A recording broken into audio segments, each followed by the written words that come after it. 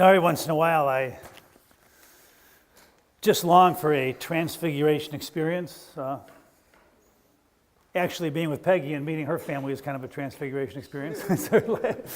But anyway, I'm not sure exactly what happened when Jesus took his favorite disciples to the mountaintop. Whatever happened on the mountaintop, Jesus looked different.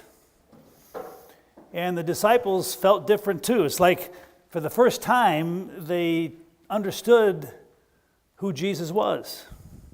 And what's nice, when you're on the mountaintop and you have that kind of experience, you kind of forget all the gunk that goes on at the bottom of the mountain.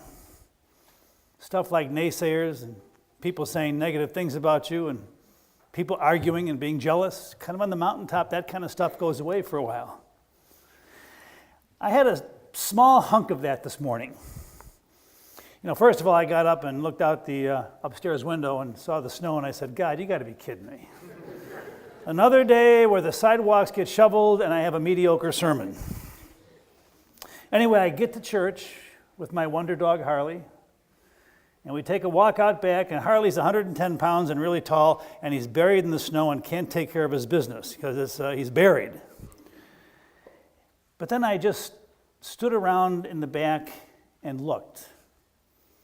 It was so beautiful. It was so peaceful.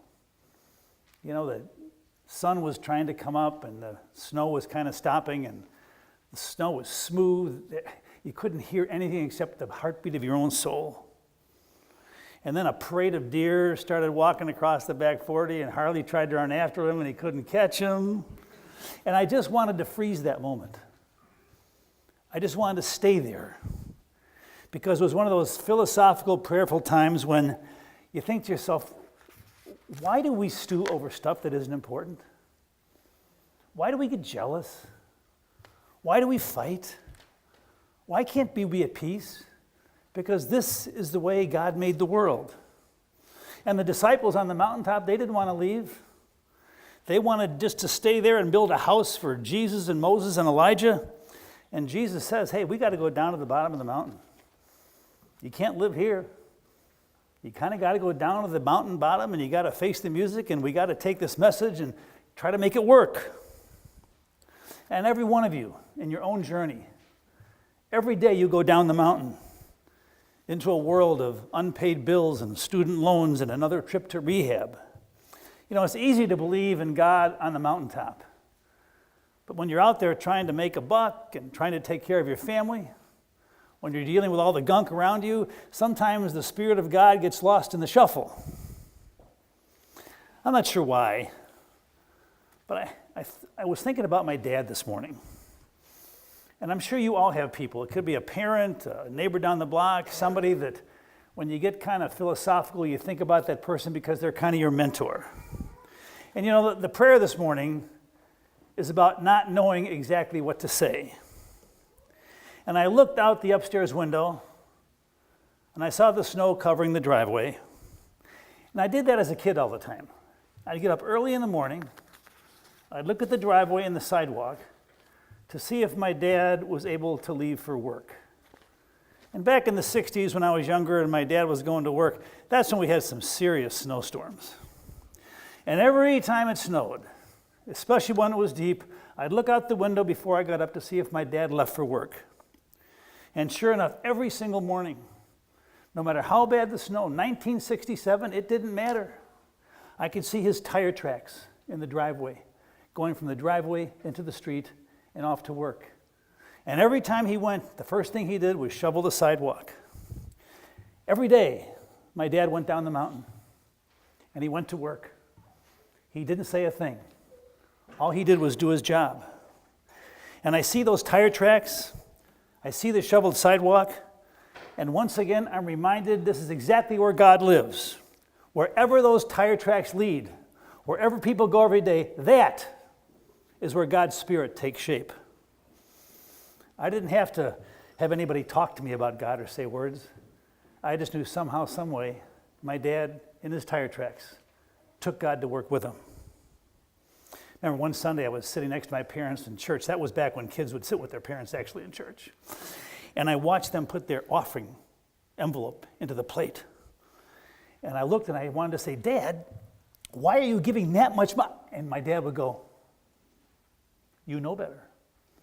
I have only 2 words for you, Don, egg money.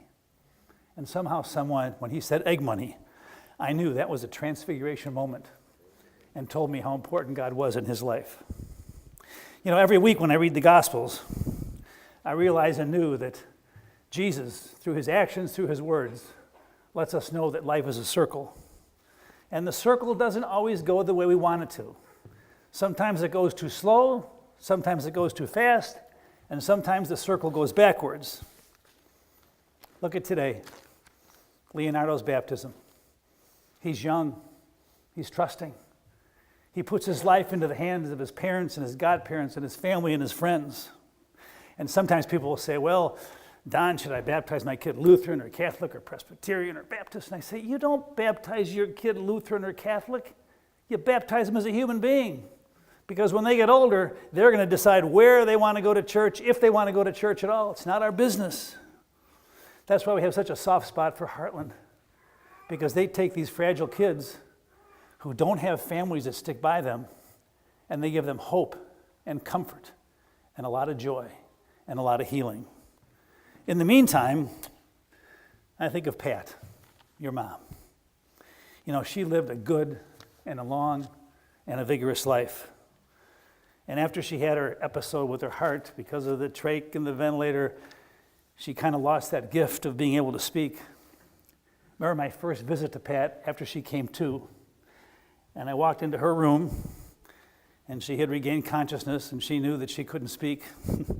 And I walk in the room, and she's frustrated because she wants to talk to me, and I want to talk to her. She goes, and so I saw the erase board on the hospital room wall, and I started to erase it, along with her medication and her therapy schedule and everything else. I just erased the erase board, and on there I drew this big lopsided heart with the smiley face. And I said, I love you, Pat. And she nodded and looked at me, and in her own way, she said, I love you too.